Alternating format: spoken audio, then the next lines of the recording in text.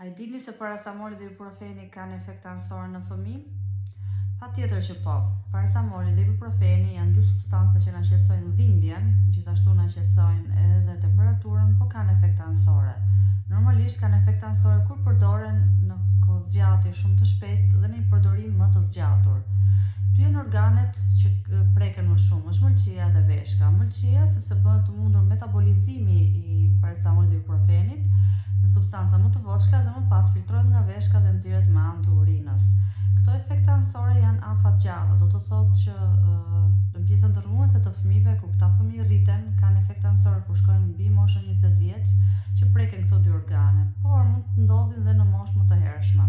Prandaj rekomandohet gjithmonë që paracetamoli të jepet me vlera mbi 38,5 në momentin që gjendja e përgjithshme e fëmijës është e mirë. Pra është një fëmijë që është aktiv, i merr mirë komanda, gjendja e përgjithshme është e mirë, do mundohemi që t'ia shtyjmë. Dhe ibuprofeni të japim me vlera mbi 39. Kombinimi njëra nga tjetra mund të bëhet çdo 3 orë, patjetër, por nëse paracetamoli nuk arrin dot ta mbajë më shumë se 4 orë. Dhe e dyta, nëse kjo vlerë është mbi 39. Pra do mundohemi gjithmonë të japim paracetamolin, i cili ka efekte anësore më pak, dhe më pas ibuprofenin, i cili ka efekte anësore pak më të mëdha. Të dyja efektet anësore janë aty.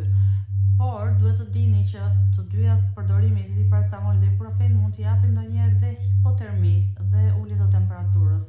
Më së shumti e jep paracetamoli. Ajo që doja të ndaja me këtë video është që jo të mos i jepni për temperaturën, patjetër që t'ia jepni, por gjithmonë do mundoheni për vlera mbi 38,5 dhe t'i kombinoni nëse vlerat janë mbi 39 dhe të paktën të kalojnë minimumi 3 orë njëra nga tjetra për vlerat mbi 39, pra paracetamoli me ibuprofenin.